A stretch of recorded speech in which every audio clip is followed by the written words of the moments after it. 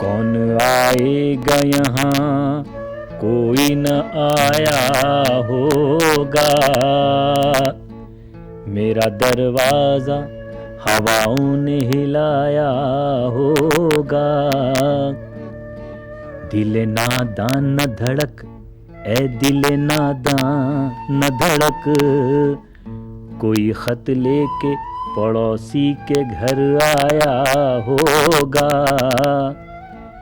इस गुलिस्तां की यही रीत है शाख गुल, इस गुलिस्तां की यही रीत है ऐ शाख गुल। तूने जिस फूल को पाला वो पराया होगा, वो पराया होगा, वो पराया होगा।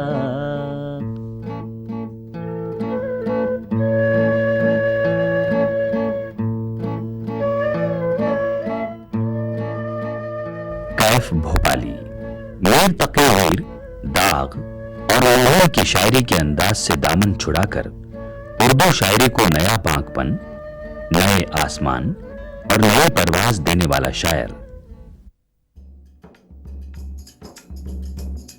भोपाल इल्म और अदब का केंद्र और गंगा जमुना तहजीब का मरकज, जहां कैफ साहब लिखते रहे जुनून की हिकायतें कुचुका, यानी कैफ साहब की आत्मा शायरी में ढलकर लोगों के दिलों को छूने लगी।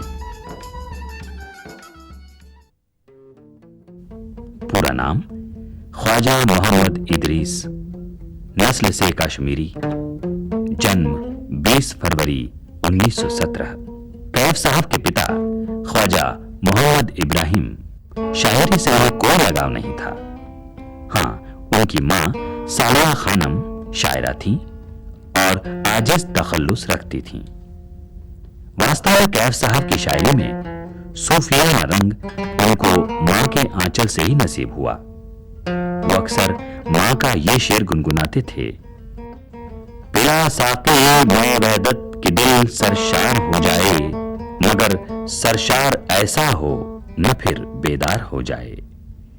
यानी परमात्मा से आत्मा के मिलन की अद्भुत अनुभूति, ये एहसास, ये अनुभूतियां कैफ साहब को बहुत छोटी उम्र में अरबी फारसी की शिक्षा प्राप्त करने के दौरान हुई।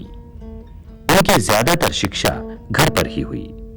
अरबी फारसी पढ़ने के बाद उन्होंने हिंदी और संस्कृत भी पढ़ी। आम बच्चों की तरह उन्हें खेलकूद से कोई दिलचस्पी नहीं थी। 7 साल की उम्र से शेर कहने लगे थे और शायरी में अगर कभी उनका कोई उस्ताद कहा जा सकता है तो वो उनकी मां थी। उलझे बाल, बड़ी बड़ी ज़हीन आंखें और तीखे नाक-नक्श वाले कैफ साहब बहुत भावुक थे। शुरू की शायरी का रूमानी अंदाज और आशिकाना मिजाज उनकी शख्सियत का हिस्सा है। उनकी इश्किया शायरी बहुत व्यक्तिगत कही जा सकती है, मगर उनकी जाती जिंदगी में इस प्रकार का कोई प्रसंग नहीं मिलता।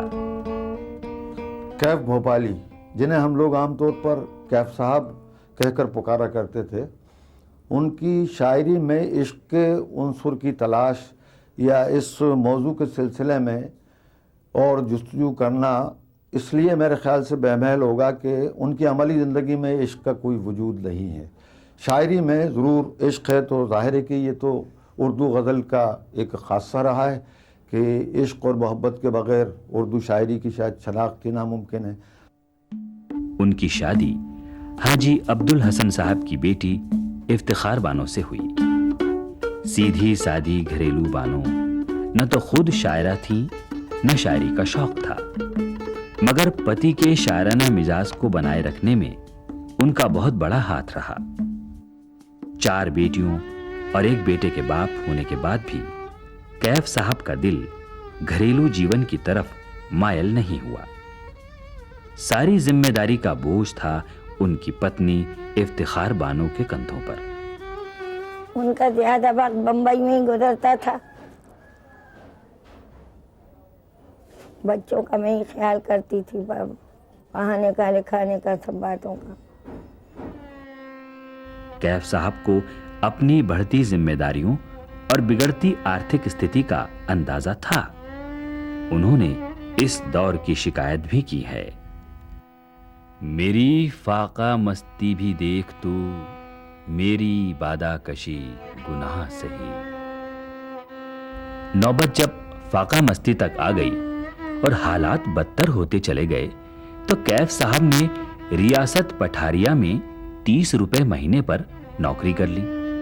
मगर उनकी आजाद तबीयत नौकरी की बंदिशों को ज्यादा दिन तक बर्दाश्त न कर सकी और उन्होंने नौकरी छोड़ दी और देश की आजादी के लिए जो जंग चल रही थी उसमें अपनी बगावती शायरी से एक नया जोश पैदा करने का बीड़ा उठाया। चारों तरफ अंग्रेजों के खिलाफ आग भड़क रही थी।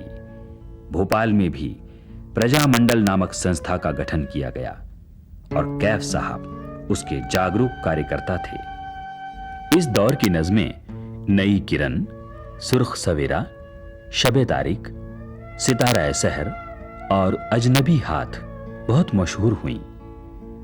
इसमें कोई शक नहीं है कि इश्किया शायरी की इब्तिदा करने के बाद उन्होंने इनकलाब की तरफ कदम बढ़ाया और जब तरक़ी पसंद मुसन्निफ़ीन की यहाँ पर शाख कायम हुई तो वो उसके मेंबर थे और कम्युनिस्ट पार्टी के जो बड़े बड़े अवामी जलसे हुआ करते थे उसमें वो शरीक होते थे। वो अपनी इनकलाबी नज़में सुनाते थे। उनकी इनकलाबी नज़मों की भी अदब में अहमियत है, वो तस्लीम की जाती हैं। उन दिनों उनकी एक नज्म के ये बोल अंग्रेजों के खिलाफ खुली बगावत थी। दुनिया में वफाओं का सिला है कि नहीं है, मेरा कोई हसास खुदा है कि नहीं है।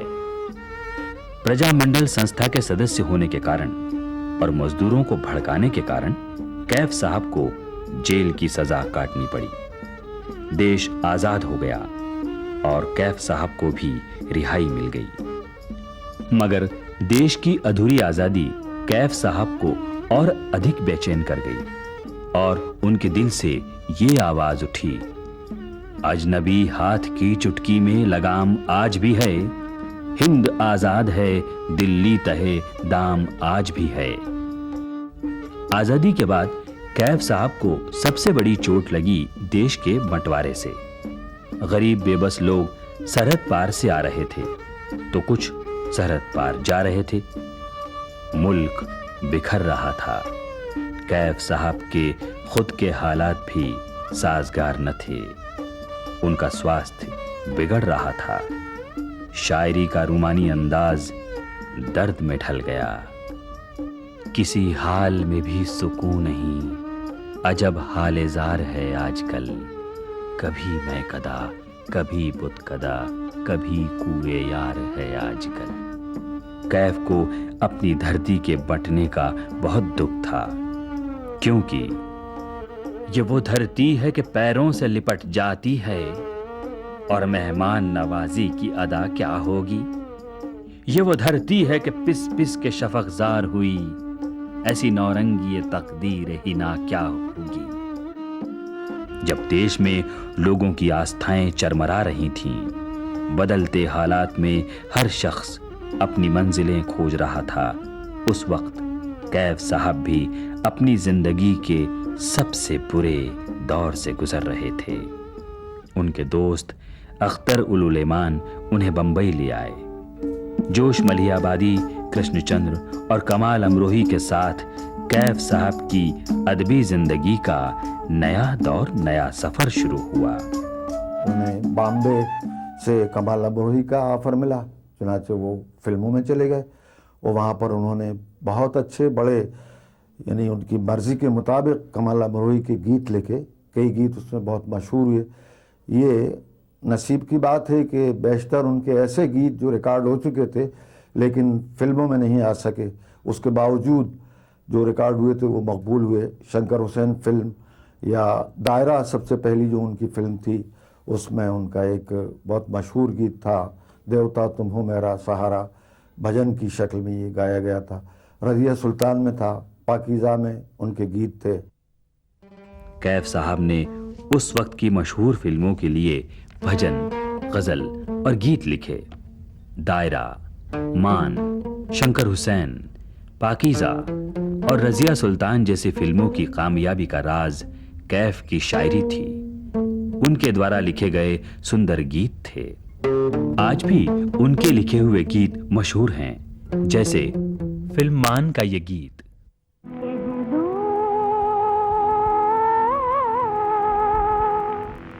कह दो कि मोहब्बत से न टकराए ज़माना, कह दो कि मोहब्बत से न टकराए ज़माना।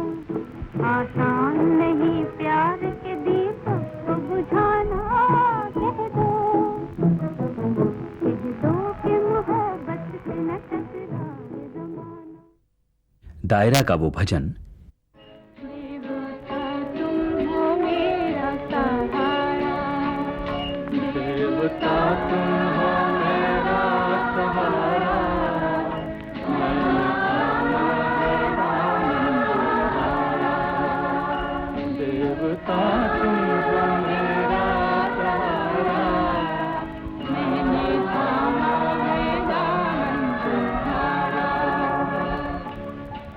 पाकीज़ा का गीत।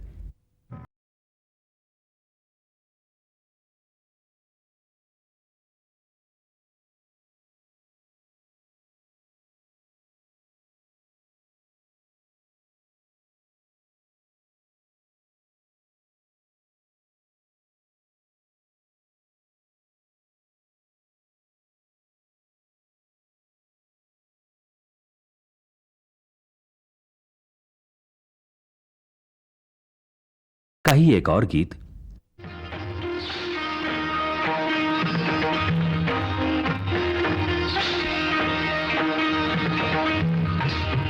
आज हम अपनी दुआओं का असर देखेंगे, तीर नजर देखेंगे, जख्म जिगर देखेंगे, तीर नजर देखेंगे। रजिया सुल्तान।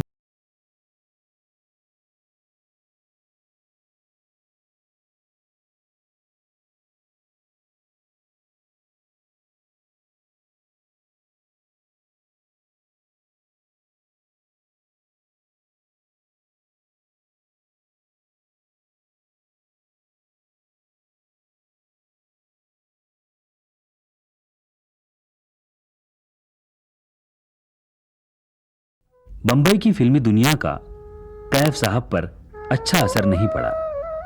कैफ साहब को ज्यादा दिनों तक ये दुनिया रास नहीं आई। वो बार बार भोपाल आते, मुशायरों की महफिलें जमती, दोस्तों का जमघट होता और कैफ साहब की आवाज का जादू।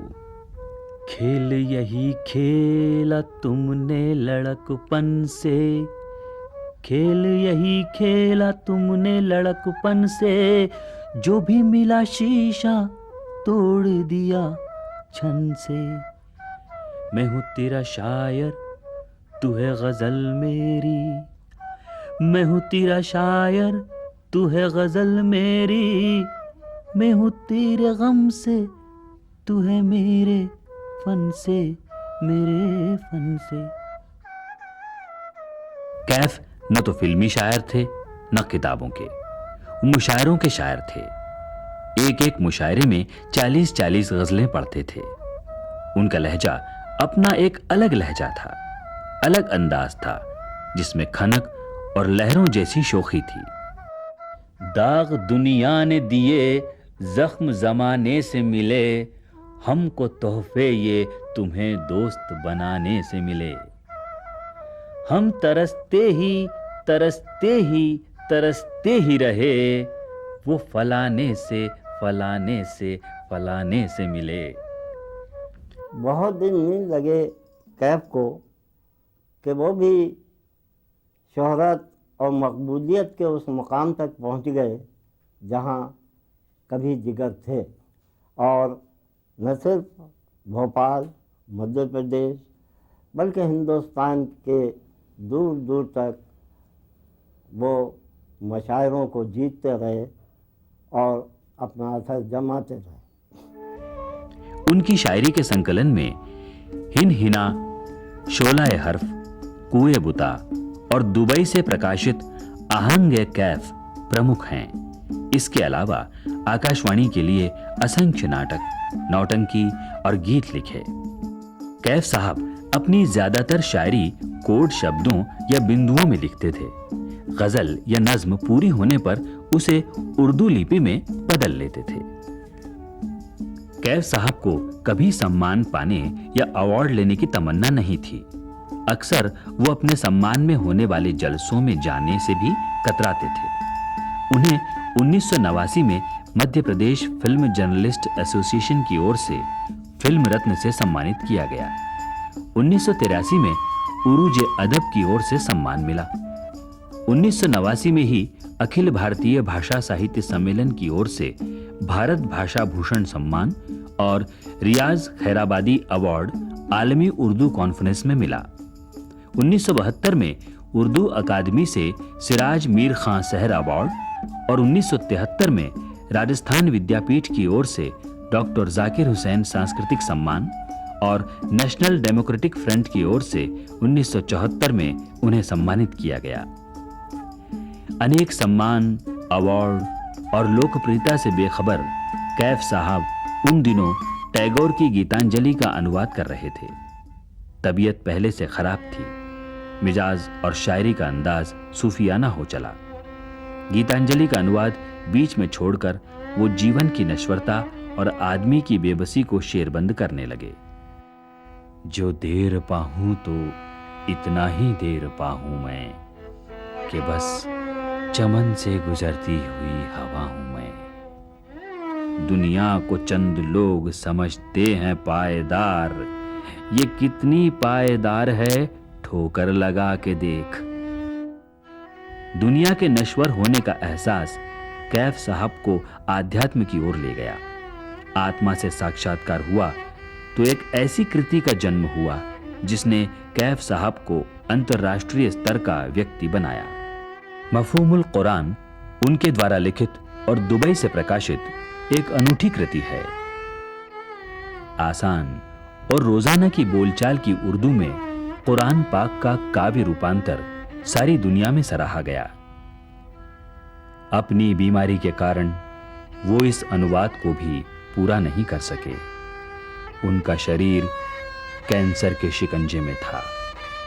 1991 के शुरुआती दिनों में तो वो दर्द से, कमजोरी से निढाल थे। दर्द से तड़पते थे, मगर आंखों में जिंदगी की चमक बाकी थी। दिलो दिमाग में शायरी का जुनून भी कायम था। मुशायरों में जाने का शौक भी बदस्तूर था। अपनी जिंदगी के आखिरी मुशायरे में उन्होंने अपनी सबसे रूमानी गजल पढ़ी। तेरा चेहरा कितना सुहाना लगता है, तेरे आगे चांद पुराना लगता है। तिरछे तिरछे तीर नजर के लगते हैं, सीधा सीधा दिल पे निशाना लगता है। आग का क्या है पल दो पल में लगती है, बुझते बुझते एक जमाना लगता है, एक जमाना लगता है। मुशायरों को अपनी आवाज की सौगात और उर्दू शायरी को नए अंदाज देकर कैफ साहब रुखसत हुए तो अपने साथ सारी रंगीनियां और महफिलों की रौनक ले गए। उन्होंने खुद ही कहा था, उठ जाएगी रौनक तेरी रंगीन गली की, जब झाड़ के दामन तेरा दीवाना उठेगा। और 24 जुलाई 1991 का वो दिन जब कैफ साहब की आवाज की खनक खामोश हो गई। फलक से आवाज है कि आओ, तुम्हारे लायक न थी वो दुनिया, तुम्हारी खातिर हम आसमां पर एक और दुनिया सजा रहे हैं। खुदा का इरशाद हो रहा है, फलक नशीनों सलाम भेजो, लहू में डूबे शहीद उल्फत मेरी पनाह में आ रहे हैं, मेरी पनाह में आ रहे हैं, मेरी पनाह में आ रहे हैं। पिता के दुख में शायरा बेटी परवीन कैफ के दिल से एक आह निकली। मेरा बाबुल कैफ कहाँ है, ढूंढ के लाओ कोई तो। मेरा बाबुल कैफ कहाँ है, ढूंढ के लाओ कोई तो। रूठ गया है सारे जहां से, उसको मनाओ कोई तो। रूठ गया है सारे जहां से, उसको मनाओ कोई तो। सारे जहां की लूट के रौनक अनजान सफ़र पर जा भी चुका, वो तो ना आए लौट के लोगों, गुस्सा लाओ कोई तो।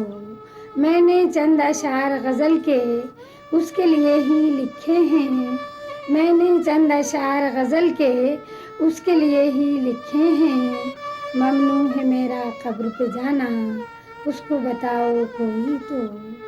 भाई और बहनों की आँखें छल छल नीर बहाती हैं, भाई और बहनों की आँखें छल छल नीर बहाती हैं।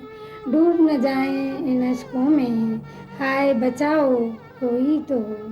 मेरा बाबुल कैफ कहाँ है, ढूंढ के लाओ कोई तो।